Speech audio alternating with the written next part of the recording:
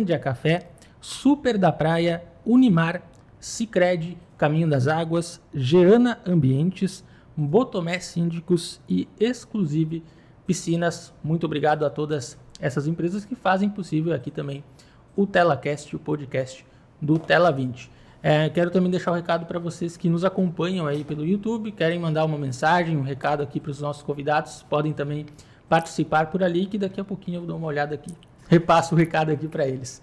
Agora sim, bem-vindos aqui ao TelaCast, começar com as damas. Débora, bem-vinda aqui ao TelaCast. Obrigada, Esteban. É um prazer estar aqui contigo, né? Aqui em Capão, a gente já se conhece de Porto Alegre, lá no GECOM. Tá junto com o Marcos, que é um parceiro incrível, maravilhoso do GECOM. E principalmente em Capão, né? Capão tem eu tenho uma memória afetiva de Capão, né? Embora não more aqui, venho para Capão desde os 2 meses de idade e fiquei feliz de saber que o Motim também faz isso. E ver como essa cidade cresceu, né? E que bom que fazem isso com muitas pessoas também, né? Do Rio Grande do Sul, que é até o lema aqui da cidade, que o Rio Grande se encontra em Capão. É a frase, assim. Então, que bom que venham, né, para cá, sejam muito bem-vindos. Doutor, muito bem-vindo aqui também ao TelaCast. Muito obrigado pelo convite, Esteban. É um prazer estar aqui dividindo esse podcast com vocês, né, o TelaCast. Como a Débora disse, a gente é habitué da praia aqui, né? Então, nós veraneamos aqui há muito tempo. Eu vim a primeira vez com 3 meses de idade, né? E nunca mais deixei de vir. Então, a gente tem uma ligação muito, muito forte com o litoral.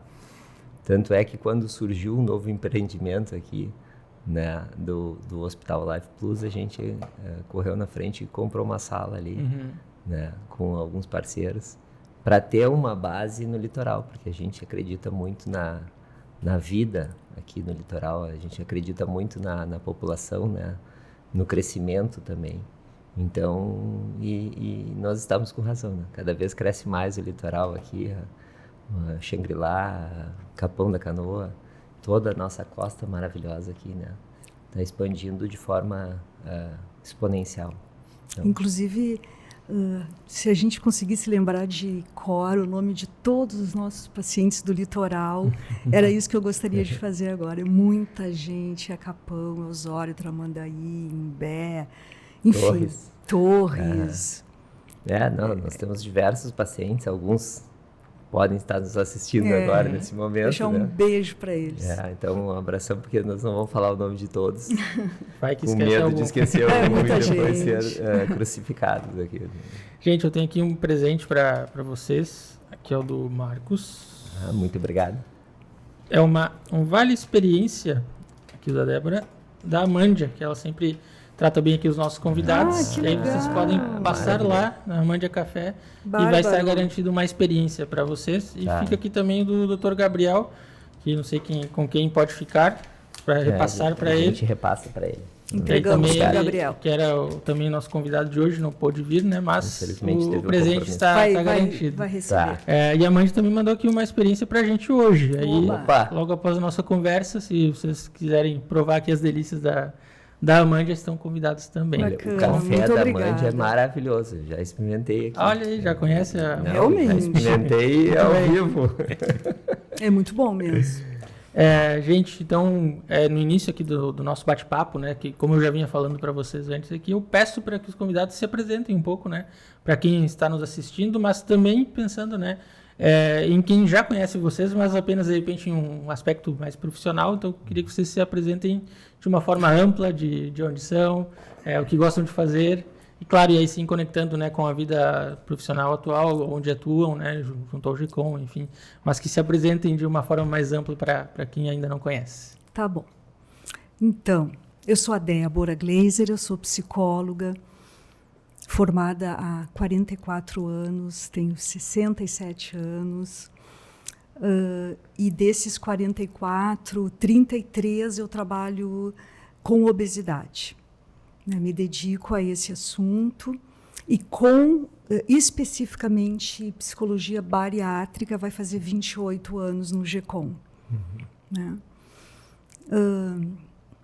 E trabalhar em equipe, né? Uma das coisas que eu mais gosto de trabalhar no GECOM, que eu não tinha quando eu fazia só clínica, é o contato, é a equipe.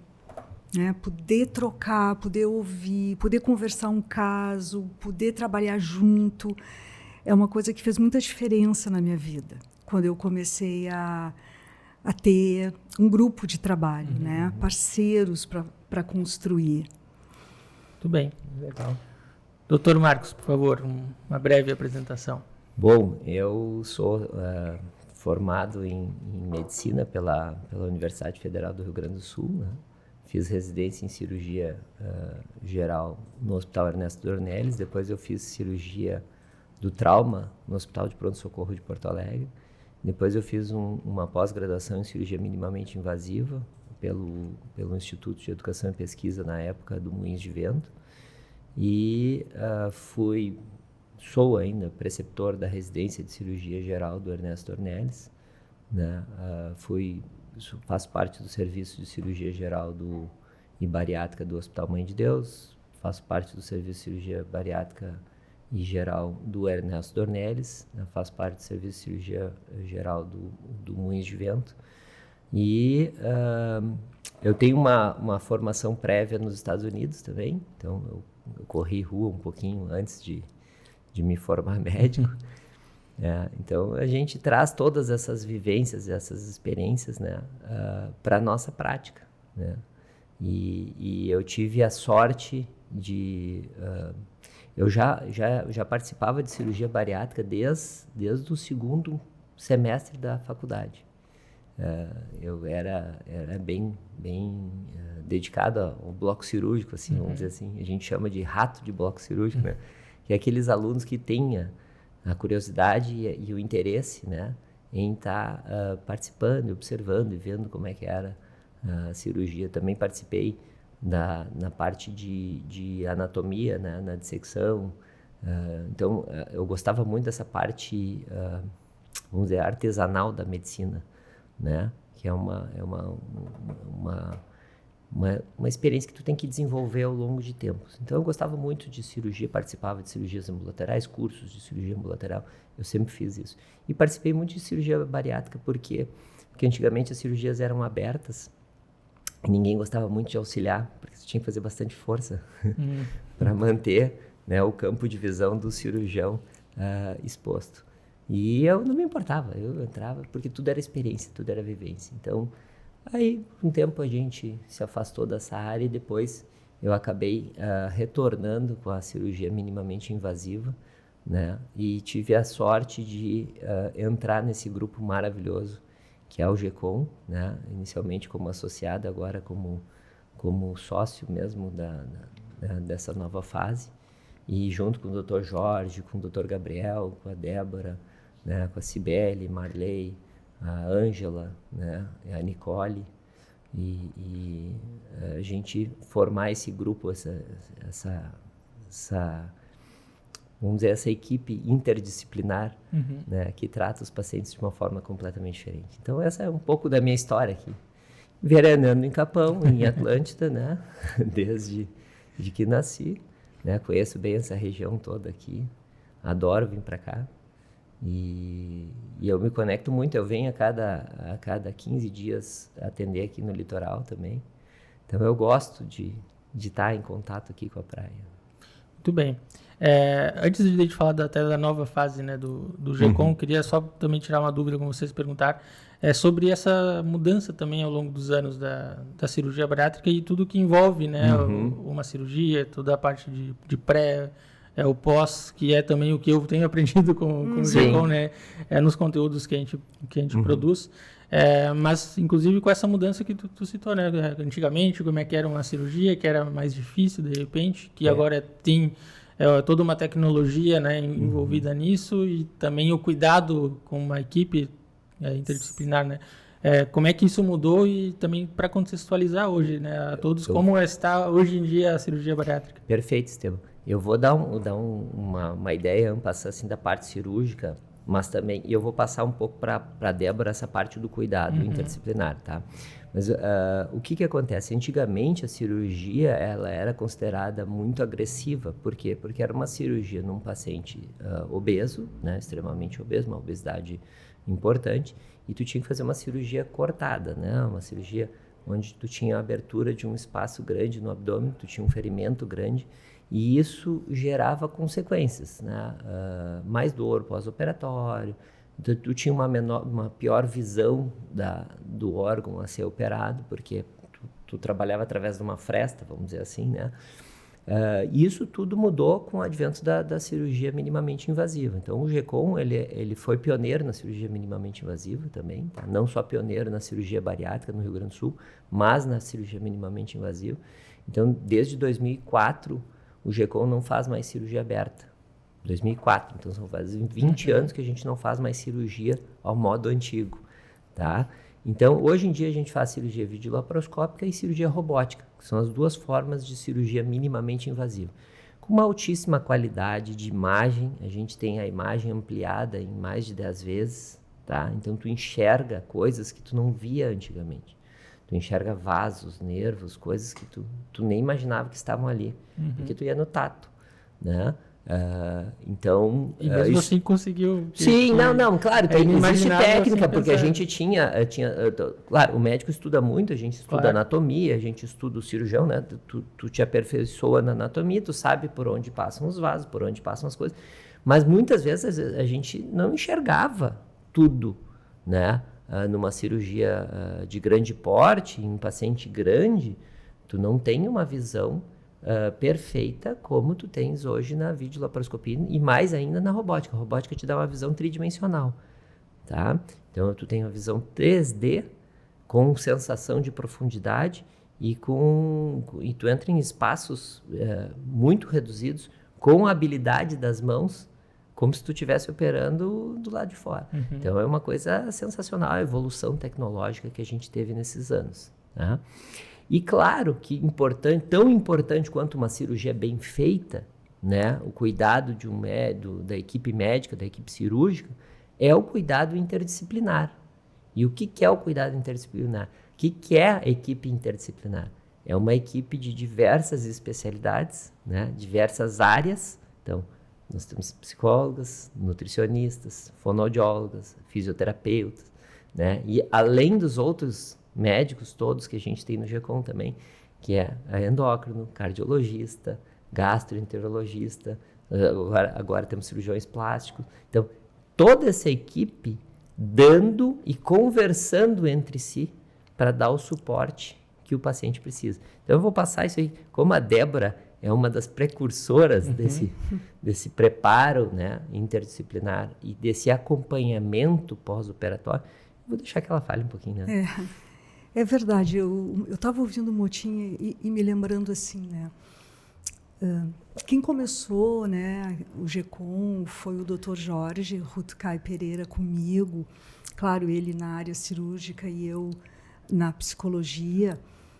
E só que eu me lembro muito bem quando ele me ligou, olha, eu sou o Dr. Jorge e quero conversar contigo, né, para te convidar para ser a psicóloga bariátrica. Ninguém falava, isso a gente está falando no ano de 1997. Ninguém falava em bariátrica naquela época.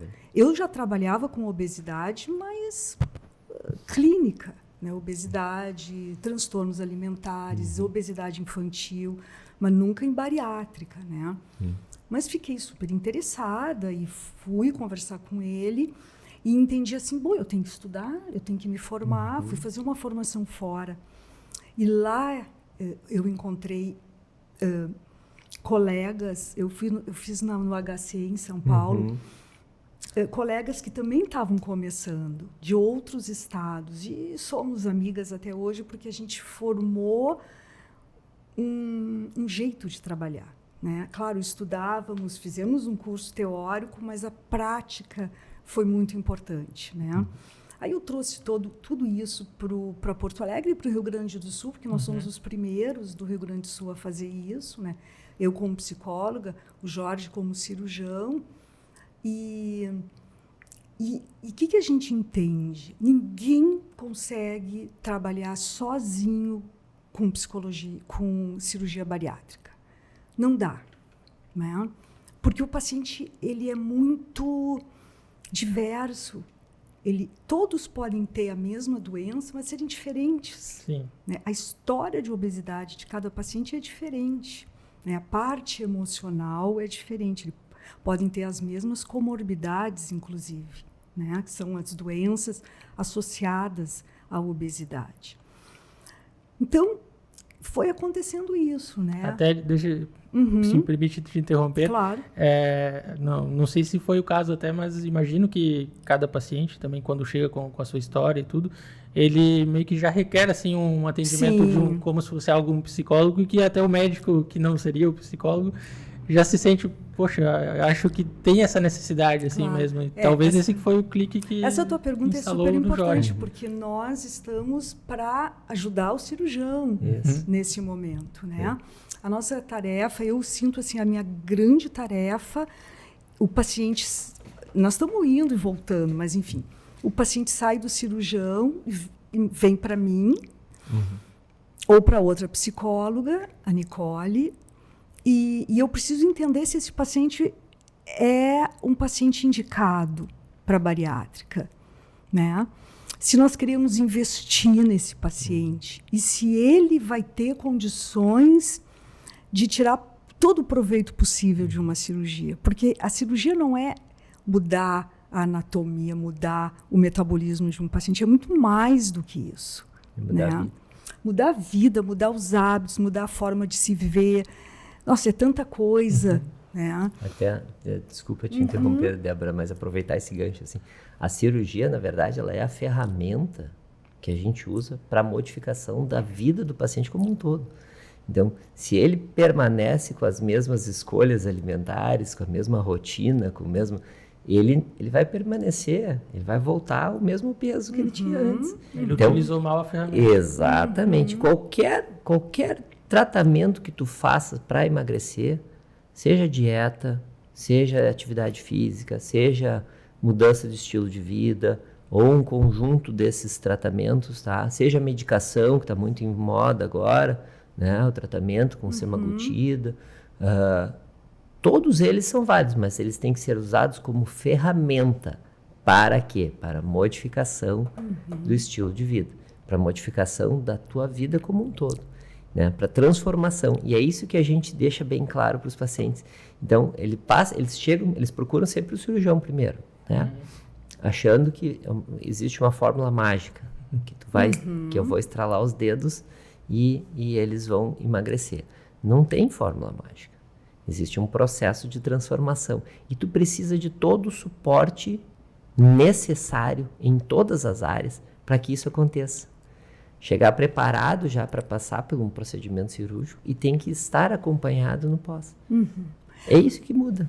Agora, e isso que o Motim, né, juntando, né? Isso que é a equipe interdisciplinar. Um vai entrando e tá tudo certo, né? Por que isso é tão difícil? Porque nós estamos lidando com uma doença crônica. Perfeito. O que quer dizer isso? A doença crônica não tem cura. Então, ela vai e ela volta. Então, o paciente emagrece e engorda. Emagrece e engorda. Isso é a constituição, é assim que funciona. É o funcionamento de uma obesidade severa. Né? Então, é muito difícil. Às vezes os pacientes nos contam que os amigos ou familiares dizem assim, tu vai buscar o caminho mais fácil, né? Não é o mais fácil. Não. A escolha, né, o preparo, o enfrentamento não é fácil. Não é fácil. O fácil seria não fazer nada, né? O melhor, Sei né? O fácil é não fazer nada, né? Na verdade, é o mais difícil, né? Porque vai trazer muitas consequências para a saúde física e emocional, né? Então, para cuidar de uma doença assim tão... Eu sempre digo, a obesidade ela é poderosa, ela é forte, ela invade o paciente. Então, o paciente tem que ter muita gente ajudando. Tem que ter. O cirurgião, o psicólogo, nutricionista, fono, físio, cardio, pneumo, endócrino, psiquiatra, gastro. É uma equipe enorme em volta do paciente. É isso que precisa. E o paciente entendendo isso, ele precisa também não abandonar essa equipe, né? Ele pode estar magro, ele pode, né, ter emagrecido, ele está saudável, ele está feliz, mas ele tem que saber que a obesidade tem que ser controlada. Fazendo uma metáfora assim, isso né? É bem importante. A obesidade, quando bem controlada, com todos esses profissionais em volta, é como se fosse assim, está lá numa caixinha, guardada. Eu sempre digo, está aqui no bolso. E tem que estar de volta, botar a mão no bolso e sentir que ela está ali. No momento que o paciente começa a se descuidar, começa a se afastar da equipe, essa obesidade é que nem água. Ela acha o caminho de volta. Começa a retornar. Né? Então, é muito importante o paciente saber disso, reconhecer isso e saber como evitar esse reganho. É uma das coisas que eu sempre falo para os pacientes, né, no começo da jornada, assim. Eu gosto muito de dizer, primeira coisa, tu vais passar, depois de mim, tu vais passar pela psicóloga, para ver se tu tens condições de seguir no tratamento. Então, eu nunca me arrependi de não operar um paciente que a Débora me disse que não tinha condições de fazer cirurgia. Tá? Então, e a gente sempre respeita a opinião do colega. Por quê? Porque ele está vendo coisas que a gente não tem capacidade para ver. Mas quais casos seriam, assim, digamos de exemplo, vocês visualizaram que essa pessoa não vai ter um compromisso com o processo? Esse é o mais repente, importante. Então não... Descomprometida, né? Mas a Débora pode falar, mas assim, o paciente pode ter problemas psicológicos, né?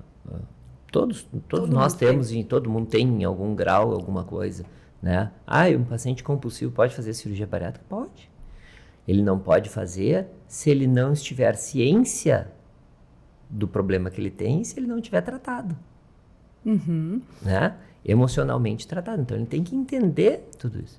Se é um paciente que ele acha, a Débora, desculpa, até estou entrando na tua área, mas se o paciente ele não tem entendimento dessas coisas, que ele está buscando uma fuga, que ele está buscando uma vida fácil, que ele está depositando todas as esperanças da vida dele, ele vai ganhar na Mega, depois que ele fizer a cirurgia ele vai ganhar na Mega, vai trocar de marido, vai arranjar um emprego. Não é isso. Vai ficar no topo do mundo. Vai ficar no topo do mundo. Então, às vezes as pessoas fantasiam, né? Isso que o Motim está falando é super importante, né? A gente chama isso de expectativas, né? Se o paciente chega com uma expectativa irreal, né? O meu papel é baixar um pouco e trabalhar dentro da realidade, né? Mas a maioria dos pacientes chega com muito medo, porque eles têm medo de dizer, por exemplo, olha, eu tenho um diagnóstico de bipolaridade, eu tomo medicação, eu sou ansiosa, eu vou no psiquiatra. Não, isso é ótimo que ele faça isso. Isso é bom para ele e para nós. O mais difícil é o paciente que está tudo bem, está tudo ótimo, eu não tenho nada, eu não tenho problema nenhum. Por mim, eu podia operar amanhã, inclusive. Só quero passar aqui essas etapas. Vamos lá, rapidinho. Esse é o paciente que a gente tem que segurar, porque ele tem que entender a seriedade do processo que ele vai fazer. Né? Eu digo assim, não tem nada mais importante, só tem que ganhar filho. Acho que só ganhar filho é mais importante do que o processo da bariátrica, porque tem que ser para o resto da vida. É uma modificação que a gente chama de definitiva, mas não é definitiva. Tá? Mas, assim, para o paciente entender que ele vai ter uma vida diferente. E isso é para o bem dele. Né? Eu estava me lembrando aqui, tu conversando, Débora, eu estava me lembrando da nossa consulta conjunta, que nós tivemos um paciente bem interessante. Esse paciente ficou 4 anos e meio em preparo. 4 anos e meio Na preparação. em preparo. No pré-operatório. Porque ele não tinha condições psicológicas de entender o processo, né? E eu e a Débora trabalhamos assim, o pai dele tá colega, então, né, não vou dar nomes, obviamente, claro. Mas ele me dizia assim, meu filho precisa muito operar, né? Ele está muito mal e é muito obeso, muitas comorbidades, né? E eu disse, eu entendo, mas eu não posso operar ele neste momento, né? Porque ele não está pronto. Então, nós tomamos atitudes assim de equipe interdisciplinar, ao ponto de eu e a Débora fazermos em conversas conjuntas, nós dois, com a família do paciente, para explicar quais eram os combinados e onde ele tinha que chegar e por que aquilo era importante, entende? E hoje é um paciente que está com 130 quilos a menos do que ele chegou. Caramba. Sim, ele tinha 225. 25. Tá. Então, assim, tá? Sim, é outra Agora, vida, né? Esse é um exemplo, né? Eu e o Motim temos essa sintonia assim, de fazer isso. Esse é um exemplo, mas mostra a importância de estar conversando. Mas também, por exemplo, a gente está trazendo esse caso, eu acho que é bacana também, né, Motim? A maioria é diferente, né? Nem todos os pacientes têm esse índice de obesidade severa tão grande, né? A gente costuma receber, e os pacientes se dão muito bem com uma obesidade menor, um índice de massa corporal menor, mas muito doentes, clinicamente e também emocionalmente, né? Então, se a gente, voltando para o pré-operatório, né? Se a gente faz um pré-operatório com cuidado, olhando para uma lupa, assim, para todos os aspectos que tem que olhar, o paciente vai preparado, inclusive sabendo o que vai acontecer no hospital. Perfeito. Né? Que tipo de dor ele vai ter, o que vão exigir dele.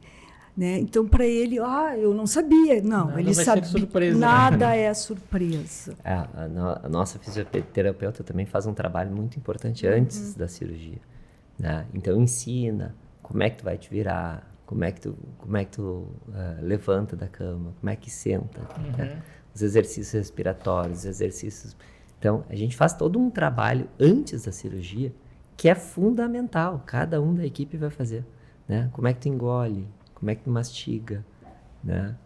Qual é a quantidade de alimentação, né? Qual é a sequência de evolução do alimento, líquida, liquidificada, pastosa. Né? Então, todos esses aspectos podem parecer banais, mas eles são fundamentais. O paciente tem que ter conhecimento do processo que ele vai passar. E até eu falei desse caso, 4 anos de preparo, mas a grande maioria não é isso aí, né? A grande maioria... Foi um caso específico. Sim, foi um caso específico, mas é um caso assim que o paciente pode desistir, né? Vamos dizer assim, ou a família pode desistir de querer... Por quê? E eu consegui comprovar nesse caso que se eu tivesse feito a cirurgia nele, ele teria cometido um erro possivelmente fatal, tá? Então, eu mostrei para a família isso. Né? Tratando com todas as ferramentas que nós tínhamos, né? Com medicação, eu usei medicação, usei dieta, usei balão intragástrico. Até balão ele fez. Né? Então, a gente usa todas as ferramentas que a gente tem que não vão causar maiores danos ao paciente para mostrar para a família para onde que ele tem que ir. Né? Então, isso é importante, tu não desistir do paciente, né? Tu trabalhar o paciente. Mas a grande maioria dos pacientes, eles já vêm num processo de raciocínio, assim, eles chegam já na conclusão que a cirurgia agora se faz necessária, porque eles precisam de uma modificação mais... Eu estou lembrando que antes do recesso, eu tive uma experiência com uma paciente tua, inclusive, que acho que uns 3 anos atrás, eu disse que ela não tinha indicação. Uma paciente muito deprimida, uma paciente sem controle psiquiátrico. e não observando. Ela entendeu isso comigo na consulta, que não era uma coisa que estava muito longe da consciência dela. Bom, passaram-se 3 anos, ela voltou completamente diferente. Ela ficou muito chateada comigo, muito. Existem 2 tipos de paciente. Aqueles que tu diz uma coisa que é tão dissonante que a pessoa fica mal. Outros saem agradecidos. Não, que bom, acho que tu tem razão, eu preciso ver isso. Né? Mas essa paciente, então, voltou para o motim, depois para mim. Ela foi buscar atendimento, ela foi buscar psiquiatra, ela se tratou. Ela é uma pessoa completamente diferente. Né? Agora é hora. Conseguiu. Algo só que me chamou a atenção, que vocês citaram também várias vezes, o papel da família também nesse processo. Né? Como é que ela também fica sabendo, o núcleo familiar, enfim, como eles impactam também nesse processo. Total, né? A gente tem uma experiência muito bacana com adolescentes, né? A família sempre é importante em qualquer faixa etária, mas a gente tem atendido muitos adolescentes a partir dos 18 anos, né? Até alguns mais novos. Mais novos, né? E é muito importante porque tem idade limite?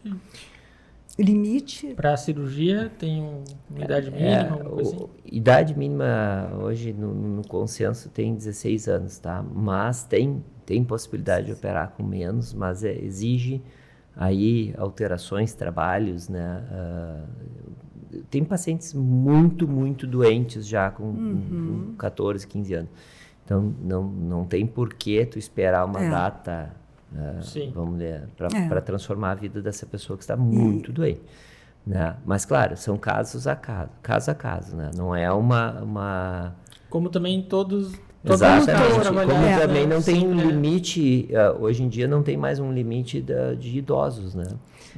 O paciente é avaliado paciente a paciente, então tu tem que ter uma avaliação clínica criteriosa, né? Na condição física do paciente, além da condição emocional, mas não tem um limite mais, 60 anos em diante não pode mais fazer. Antigamente era de 18 a 60, aí foi de 16 a 65, e hoje em dia tem esse mínimo, assim, que tem exigências, né? Tu exige a participação de um pediatra, exige a participação de outros especialistas, e assim como nos idosos exige também a participação de um geriatra, eventualmente, né? Mas é muito bacana trabalhar com esses extremos, né?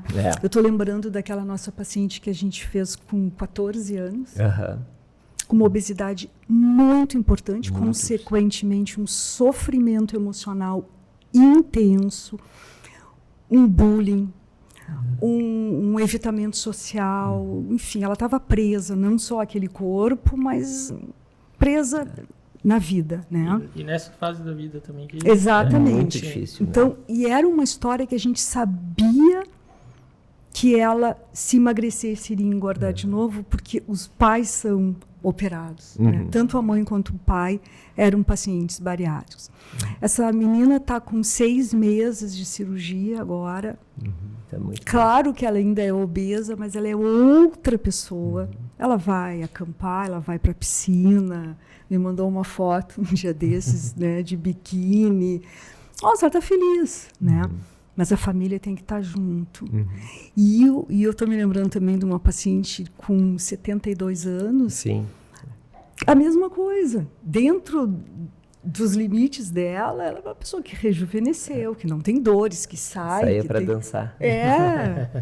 Eu tenho, minha paciente mais idosa foi de 72 anos. Tem pessoal mandando aqui mensagem.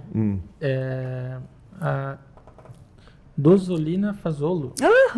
Oi, Dozolina. Nossa, dizendo, querida. Doutora Débora, sua linda. Obrigado por todo cuidado comigo. 15 anos de cirurgia. Nossa, Dozolina. Nossa, que bom. E dizendo que o Dr. Motim é vizinho em Capão. Que a sua sogra é a grande amiga dela. Minha sogra mandou para ela o link hoje. E ela pergunta também... que ela vê que muitos trocam o vício da comida pela bebida alcoólica. E aí, se vocês podem comentar, né, sobre isso. Eu ia falar. Obrigada pelo gancho, Dozolina. É uma paciente muito, muito querida. Existem 4 doenças da adição, né? Como se assim, tu fosse plantar uma semente, podia nascer qualquer uma delas, que é o tabagismo, a drogadição, o alcoolismo e a obesidade. Então, uma das coisas que a gente sempre investiga é se a pessoa tem um histórico de alcoolismo na família, né? Se tem, normalmente, pais, é um paciente que a gente tem que ter mais cuidado por causa disso, porque está lá na origem genética dela. Alguns eu contraindico, porque são pessoas que já estão bebendo, né? Outros são pessoas que já estão trabalhando isso e passaram muita dificuldade familiar, sabem o que é o sofrimento e cuidam isso. É um paciente que a gente Já pode sabem que é um problema e investir, já né? Então, cada um é cada um, né? Mas isso que ela perguntou pode acontecer, assim. Né? Toda adição, né, medicamente falando também, toda adição pode ser trocada por outra.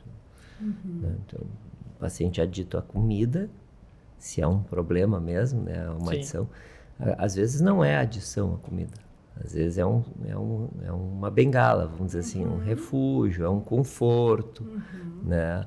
É um erro alimentar, porque também às vezes é somente uma dieta infantilizada, né, que é falta de exercício, tem um conjunto de coisas. Sim. Mas assim, aquele paciente adito à comida mesmo, ele pode trocar essa adição por outra coisa, né? O tabagista, ele pode trocar o vício do cigarro por comida, por bebida, né, por outra coisa. Então, isso 100% dos pacientes a gente tem que ter cuidado. Então, essa investigação que a gente faz e esse contato íntimo com o paciente no sentido de acompanhá-lo no pós-operatório, isso minimiza esses problemas. Mas, claro, pode acontecer. No momento em que o paciente, aquilo que a Débora falou lá no começo, né? No momento que o paciente se sente livre, leve e solto, né? Eu já estou magro, eu já tenho minha vida organizada, eu modifiquei, eu estou super bem, eu não preciso mais ir lá na clínica, e ele começa a se afastar, ele tem uma tendência a cometer alguns errinhos, né? Então, é por isso que eu sempre digo para os pacientes, é importantíssimo o vínculo. Quanto mais, ganhou 5 quilos, né? Te perdeu no ano, veio para a revisão anual lá no 5º ano de cirurgia, lá, ganhar 5 quilos. Vem, eu não vou te xingar por causa dos 5 quilos, né? Porque se mas tu não existe também esse medo também. Não é, mas os pacientes têm muito medo, né? Que a gente vai cobrar. Mas assim, com 5 quilos eu consigo reverter isso aí facilmente. Agora ele não vem naquele ano e deixa para ir no ano seguinte, ele já está com 10 quilos a mais. Ou 15 quilos a mais. Então, quanto mais demora para acontecer, pior é. Né?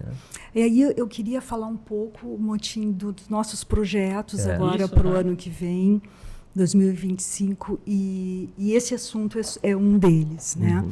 Eu e o Motim estamos organizando um trabalho que a gente chama de tratamento e prevenção de reganho de peso. Por quê? Porque e isso não é só para os nossos pacientes, né? Qualquer paciente do Brasil que sinta necessidade de ajuda, que está perdido nessa volta de alcançar aquele sentimento de controle, de bem-estar que já teve no passado, é para esses pacientes que a gente quer trabalhar. A gente sabe que são pacientes que estão perdidos e sozinhos, né? Não existe um trabalho ainda estruturado como a gente quer fazer, que ajude esses pacientes que têm, não é só alguns quilinhos, né, como o Motim falou. São pacientes que tiveram um reganho muito importante de peso e precisam de ajuda para voltar. E é possível. Então, a gente está muito feliz com isso, com esse trabalho, porque a gente sabe que vai poder ajudar muita gente. Essa nova fase do GECOM agora, a gente está focado, né, no cuidado integral da saúde. Né? Então, tu dá atenção à saúde do paciente como um todo, né? E cuidar da jornada do paciente. Né? Então, a gente entendeu que essa parte é fundamental. Por quê? Porque a gente lida com saúde. Por mais que um paciente imagine o seguinte, grande maioria dos pacientes são mulheres, tá? Em torno de 75% dos pacientes bariátricos são mulheres, tá? E ela, assim, ela chega na expectativa... Só que antes disso, e vocês têm dados, assim, de qual é o público que precisa de cirurgia bariátrica, digamos, se essa porcentagem é porque existem mais mulheres mesmo, ou os homens não estão procurando essa ajuda? Existem mais... As mulheres têm um pouco mais de dificuldade por questões hormonais, tá? As mulheres passam por marcos na vida, né? Quando começam a menstruar, quando engravida, adolescência, engravidar, menopausa, são marcos hormonais que modificam o humor, né? Modificam a vida delas, elas têm certas dificuldades, tudo fica mais difícil, né? E os homens são um pouco mais estáveis hormonalmente desse ponto de vista, tá? Então, o que acontece? Os homens, como têm um nível mais alto de testosterona, também eles têm mais facilidade de emagrecer, né? De perder o peso. E as mulheres já não tanto. Então, existem diferenças. O que causa as mulheres a precisarem mais de cirurgia do que homens. Não que os homens não existem. Embora tenhamos muitos pacientes homens, né? E todos que foram... Tem indicação também, muitos têm indicação. Mas, claro, tem essa diferença. As mulheres também procuram cuidar da saúde um pouco melhor do que os homens, tá? Então, essa é a diferença também que talvez aumente um pouquinho mais. Mas, basicamente, é isso aí. E o que acontece? A gente entendeu que esses pacientes eles precisam de um cuidado como um todo. Nem todo paciente precisa de cirurgia bariátrica, mas ele precisa entender que a obesidade gera problemas para ele, né? A obesidade é isso que a Débora falou, é uma doença crônica, né? Recidivante, de difícil tratamento, né? E ela tende a voltar, né? Tende a buscar, né? A trazer o paciente para aquela zona, vamos dizer, de conforto, né? A comida me traz conforto, então eu vou comer e vou ficar quietinho ali. E a gente entendeu que os pacientes precisam desse suporte. Então, nós começamos agora com esses projetos que abrangem pacientes de reganho de peso, pacientes que não têm indicação de cirurgia, né, que precisam perder alguns quilos, que precisam de modificação de estilo de vida. Então, a gente tem uma equipe que pode dar o suporte para que eles façam essa modificação. Vai ficar mais abrangente, não necessariamente em usar a ferramenta da cirurgia. Seguimos sendo, né, um centro de excelência em cirurgia bariátrica, que é a nossa origem, né? E a gente segue trabalhando firme com esses pacientes, né? Porque são, vamos dizer, é o nosso carro-chefe. Sabe? Claro. Mas a importância que a gente identificou com os nossos próprios... A gente tem quase 5.000 pacientes operados. 27 anos de história. Então, a gente tem pacientes com 15 anos nos mandando, nos acompanhando no podcast, 15 anos de cirurgia nos acompanhando. Então, assim, esses pacientes trazem de volta para nós informações valiosas.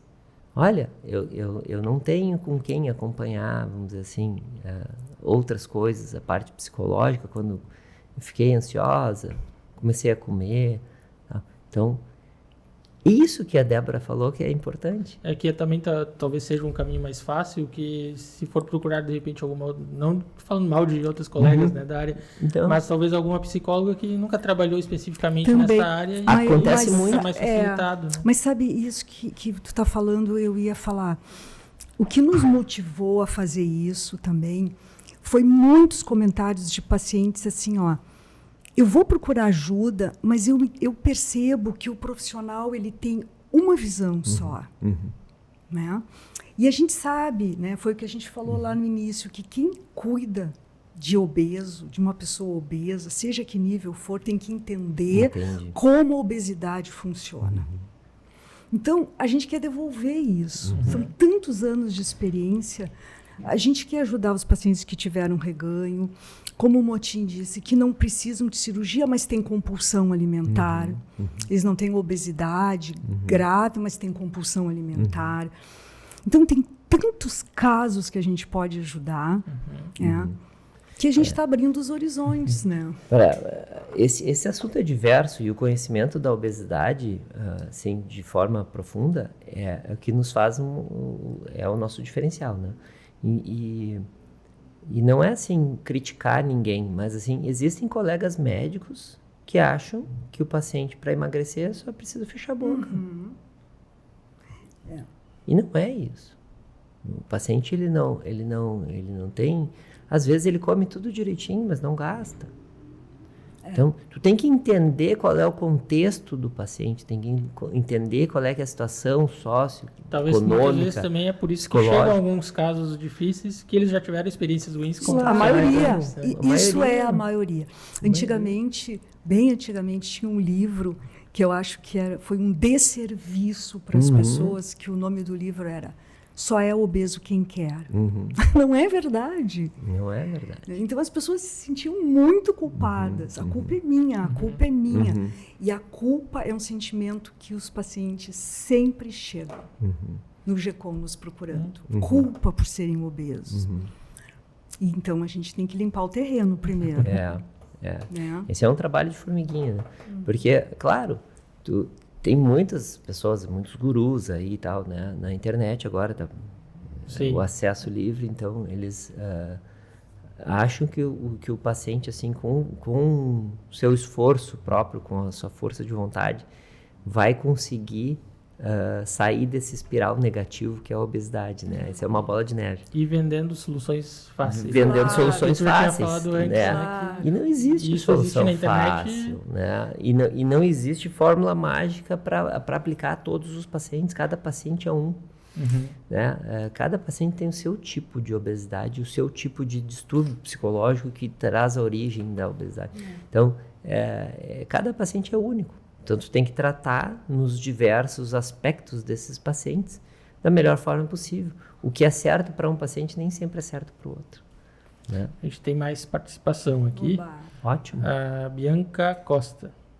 Qual a diferença entre a cirurgia por vídeo e robótica? E também se perguntando se é verdade que dizem que sobre as mulheres que após operar ficam mais férteis. Boa pergunta, bem interessante. Sim, a obesidade interfere sobremaneira na fertilidade, tá? Então é uma grande preocupação nossa, inclusive, nas mulheres em idade fértil que façam um método efetivo de contracepção, porque elas não podem engravidar no período pós-operatório imediato. Elas precisam aí de 1 ano e meio, 2 anos, né, de cirurgia bariátrica para poder engravidar, com segurança para ela e para o bebê. Porque tu precisa estar com níveis estáveis de vitamina, já se alimentando tranquilamente com tudo. Ela já vai estar desde os 6 meses, mas é um processo no corpo, tá? Então, sim, aumenta muito a fertilidade, aumenta a libido, inclusive, dos pacientes, tá? Então, esse é um ponto bem importante. Outro ponto importante é sobre a cirurgia que ela falou, da cirurgia videolaparoscópica e robótica. A diferença, basicamente, é que a ferramenta robótica ela nos dá um pouco mais de precisão, ela nos dá mais precisão e uma visão melhorada, tá? Então, assim, principalmente para pacientes que vão fazer cirurgia revisional, pacientes com obesidade muito grande, tá? Super obeso, IMC acima de 50, ou alguns pacientes com formação anatômica, né, diversa. Tipo, a gente tem pacientes que são muito pequenos, muito baixinhos, então fica tudo muito apertado, né? Com obesidade visceral importante. Então, homens que têm muita gordura na barriga, né? Tem as perninhas finas, os braços finos, mas a obesidade toda no abdômen. Então, como a gente vai operar ali, aquilo limita muito o espaço da videocirurgia. Nesses casos, já está comprovado cientificamente que a robótica ela traz muitos benefícios. O outro benefício da robótica é que ela diminui a dor pós-operatória. Uma vez que o robô ele não força os portais de acesso na parede muscular, na parede abdominal do paciente, ele faz um ponto neutro, então ele não força aqueles e nós, operando com a videocirurgia, por mais desenvolvido que seja a nossa técnica, eventualmente a gente precisa fazer força naquele portal. Então, o paciente pode ter um pouquinho mais de dor pós-operatória, bem reduzido em relação à cirurgia convencional, mas ainda é um pouco mais que a robótica. A robótica, ele é um procedimento já difundido ou também é algo mais recente, que o GECOM também é pioneiro, assim, só para entender um pouco também desse... Não, ele é um... mercados, assim. Ele é um procedimento já que vem já tem 15 anos aí, praticamente, né? Mas ele vem muito lento, né? A evolução dele não foi tão rápida quanto a videolaparoscopia. Por quê? Porque implica em custo e a medicina já está o custo da medicina já está muito alto, né? Então, hoje em dia exige, agora que está difundindo um pouco mais as plataformas robóticas, Porto Alegre está atualmente com 4 plataformas robóticas, tá? Em 3 hospitais distintos, tá? E, na verdade, 5 plataformas robóticas em 4 hospitais distintos. Então, o Hospital de Clínicas, eu não estou certo ainda que o Hospital de Clínicas continua operando, mas eu acredito que é uma plataforma mais antiga e eles transformaram agora em um centro de treinamento no Hospital de Clínicas, tá? Foi a primeira plataforma robótica de Porto Alegre, no Rio Grande do Sul, tá? Aí veio depois o Hospital Moinhos de Vento, né? Depois o Hospital da Brigada Militar e a Santa Casa de Porto Alegre, tá? E o Hospital Moinhos ainda tem uma plataforma que se chama Virtus, tá? Que é uma plataforma diferente, que é inglesa. E as outras todas são da plataforma Da Vinci, que foi a pioneira no mundo, né?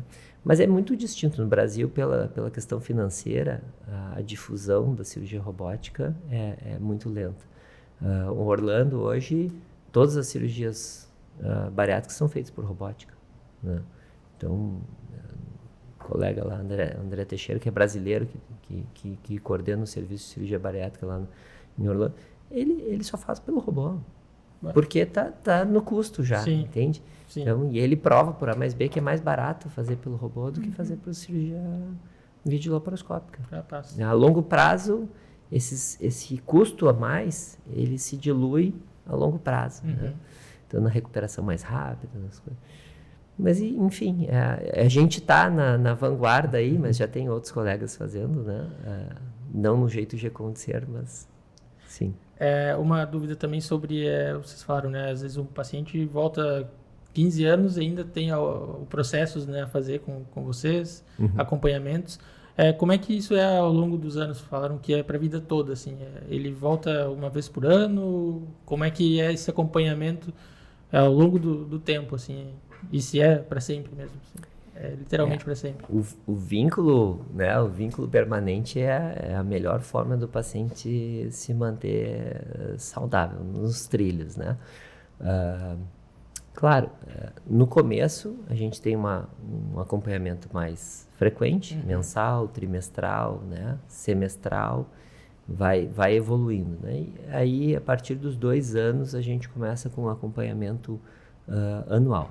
Então, o paciente tem que, pelo menos uma vez por ano, ir na clínica, fazer a revisão fazer seus exames de revisão, saber como é que estão as vitaminas, essa parte toda, né? Mas na psicologia, o canal está aberto, né? Nós também temos um protocolo, assim, que vai evoluindo, mas o que eu percebo e a gente sempre deixa claro, precisou, chama. Exato. Né? Pode ser besteira, nunca é besteira, né? Mas é muito importante sentir que eu estou precisando de ajuda, vamos lá. Até porque quem está acostumado também a cuidar de saúde mental é algo mensal, bimensal, né? Então, acho que também é um trabalho de conscientização e fazer com que as pessoas também façam esse acompanhamento já algo mais rotineiro, assim, né? Não um acompanhamento mais obrigação, assim, digamos. A gente ensina, vamos dizer assim, que o paciente precisa ter esse vínculo e a gente favorece esse vínculo, né? Talvez se eu fosse resumir, acho que a coisa mais importante nossa no GECOM é a capacidade de ter vínculo com esses pacientes. Bom, se tu tem vínculo, tá feito, né? A gente já passou rápido aqui o nosso tempo. Muito rápido. A nossa conversa já está chegando ao final. Queria agradecer vocês, né, pela presença, e agradecer também a toda a equipe lá do GECOM, sempre nos recebem muito bem por lá também em Porto Alegre, e dessa vez vocês, né, chegaram aqui. Que bom. Espero que tenham sido também bem recebidos. Muito bem recebidos. Gostado da experiência e conhecer aqui. o espaço de vocês é muito bonito. E aí vocês têm um espaço final, se esquecemos de citar alguma coisa, se esquecemos de falar algo também diretamente com o público, com os pacientes, é o momento agora, ao final. Quero agradecer novamente vocês. Obrigada, Esteban. Bom, se eu puder falar alguma coisa, eu queria falar um projeto também, que eu e a Nicole Nemetz, que é outra psicóloga, nós vamos fazer pela primeira vez um curso de capacitação para psicólogos bariátricos. Então, qualquer psicólogo ou estudante a partir do 8º semestre que queira conhecer, né, a psicologia bariátrica e se capacitar a trabalhar, o curso vai começar agora esse ano em abril. Muito bom. Esse ano que vem, 2025. Eu já estou em 2025. Em 2025, em abril. Bom, na plataforma do GECOM vai ter todos os detalhes. Obrigada. Tu sempre à frente do teu tempo, né, Débora?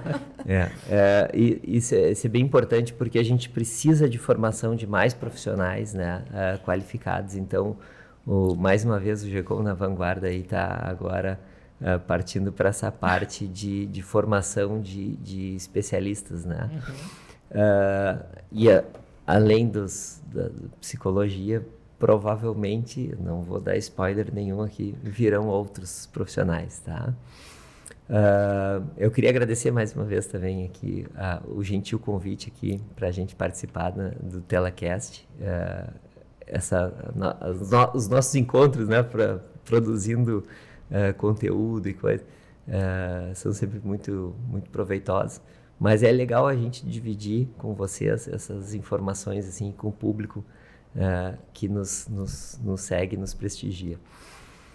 Está aberto aí o convite, né, a todos os pacientes que pensam em fazer cirurgia bariátrica ou que já fizeram, que estão perdidos, né? A gente só consulta, a gente tem, né, o nosso consultório aqui na praia, né? A gente pode deixar depois num linkzinho ali os telefones, os contatos, né, do consultório aqui da praia, e tem o consultório de Portugal, a nossa sede lá em Porto Alegre, que é uma sede nova, né, linda, maravilhosa. Muito linda. Então, pensada já para todo o conforto dos pacientes, estruturada, né?